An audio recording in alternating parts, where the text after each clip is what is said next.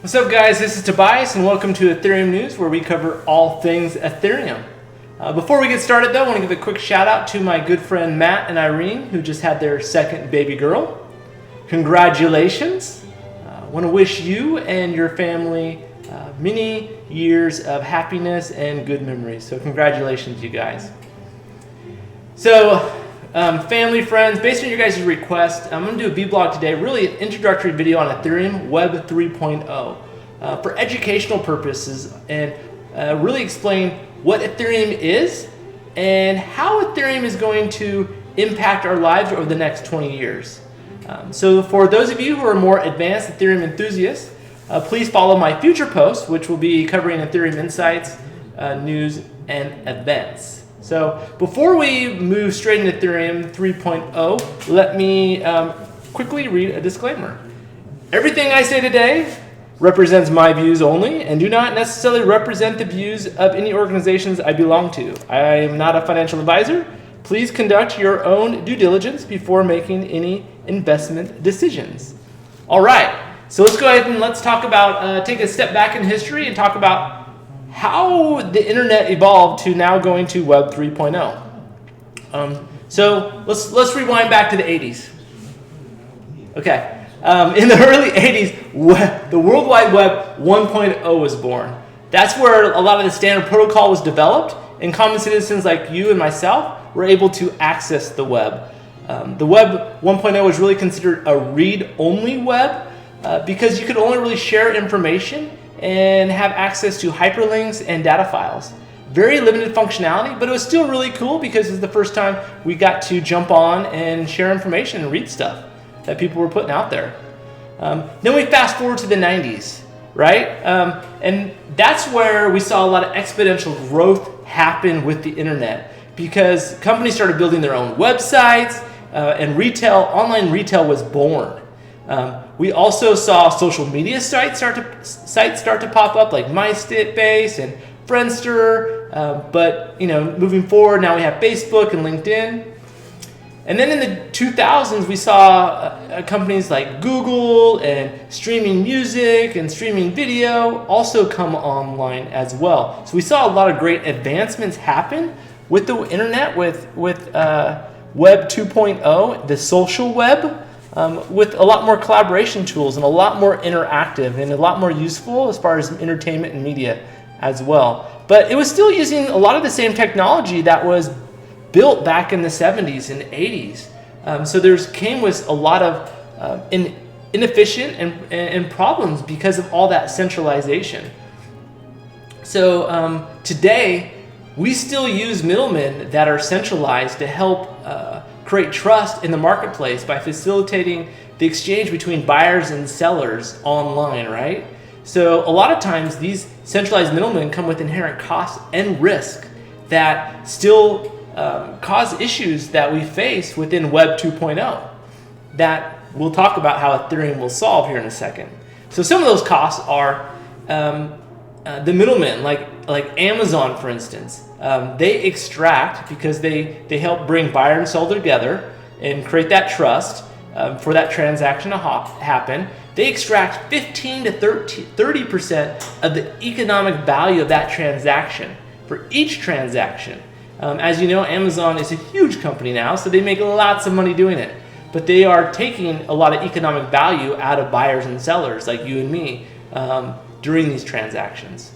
Also, there's a lot of risk with utilizing these middlemen as well because they're all centralized, which really gives us a single point of failure. And you think about it from two reasons. One, they all have their servers, right? So there's a risk of an outage. If something happens to that server, something goes down, there's an outage. I know Amazon sometimes, probably more often than people want to realize, is their servers go down. And I've seen it happen to Coinbase, one of the largest cryptocurrency exchanges, because they're hosted on an Amazon server. So when that Amazon servers go down, Coinbase goes down, and all trading is halted and transactions are done.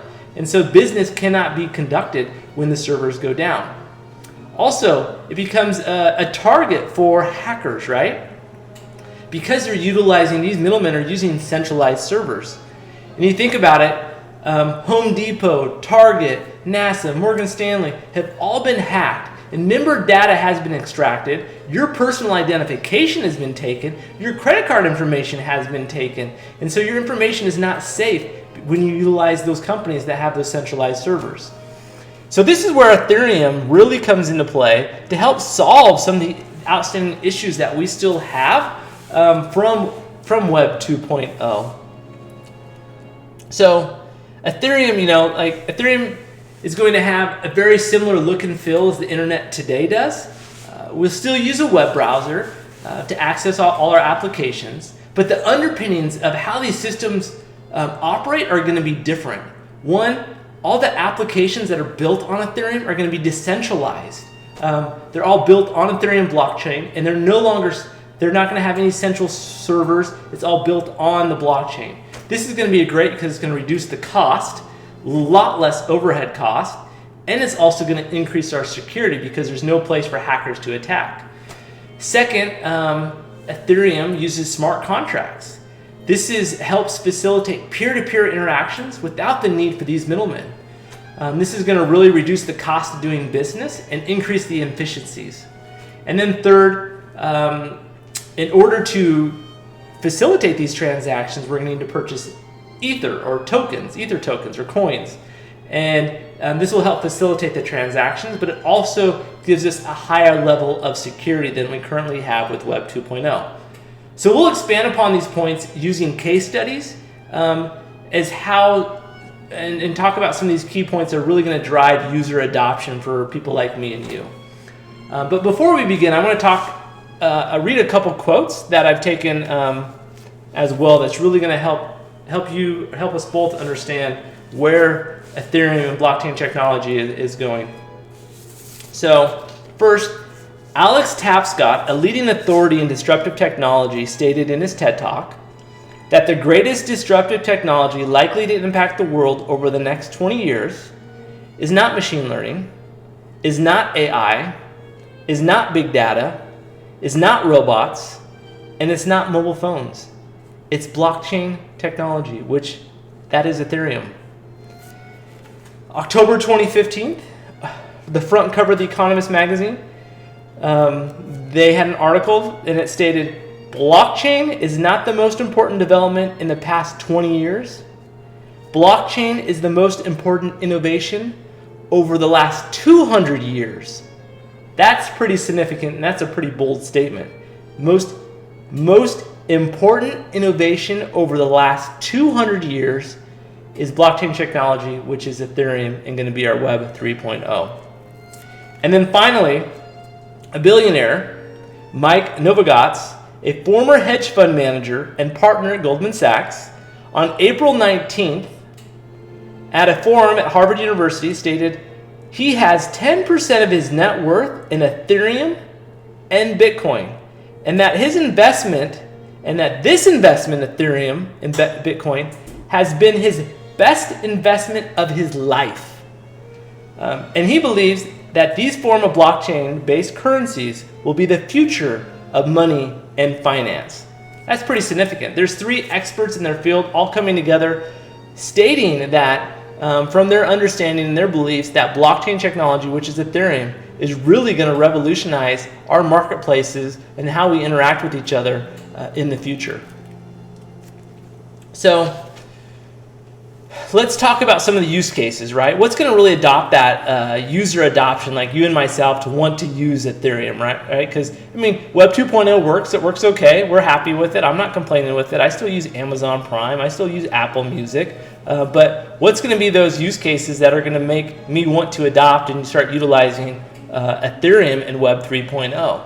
So in the marketplace, there's new apps being built that are going to be running on Ethereum, and they're going to link buyers and sellers together, kind of like Amazon and eBay does, but these are considered the Amazon and eBay killers, right? So there's one app in particular, BitBoost, that is going to bring buyers and sellers together that running on blockchain or Ethereum that utilizes no central servers. So that's pretty cool because That means the transactions are going to be more secured, and they're going to have a lot less overhead. If they're building on the blockchain, they won't have centralized servers they have to operate. There's going to be zero censorship. They're not actually collecting your data. Like Amazon, they collect your data and then they can sell it and market it and make money off of it. Well, BitBoost won't collect your data. You only share the information that you want to share. Because of this, BitBoost will only charge sellers $1 per item per transaction. And you think about in comparison, Amazon charges 15 to 30% for the sellers per item per transaction. So let's play that out. Like if I'm going on BitBoost to buy a jacket, like I want to buy a new jacket. Well, let's say I'm selling a jacket, and there's a buyer who wants to buy it. I'm only going to have to compensate BitBoost $1 for helping me to identify a buyer of my jacket. As opposed to if I sold my jacket on Amazon, they would charge me 15 to 30%. So I'd have to pay them $15 to $30 for helping me identify and facilitate that exchange with that transaction. So really, from a financial reason, that could potentially be a big benefit for both the buyer and the seller to migrate to BitBoost. Also, better recognition for content creators in the music industry is another use case. So for comparison, Apple Music only pays their artists $1 for every 500 times their songs are streamed using Apple Music. That doesn't seem like a lot. $1 for every 500 times their song is streamed. Also, Apple Music charges 30% for the sale of each song and album. So they extract 30% of the economic value just to help facilitate an exchange. Well, Ujo, an app that's being built on blockchain technology, let me read their purpose statement. We will be a home for artists that allow them to own and control their creative content and be paid directly for sharing their music talents to the world.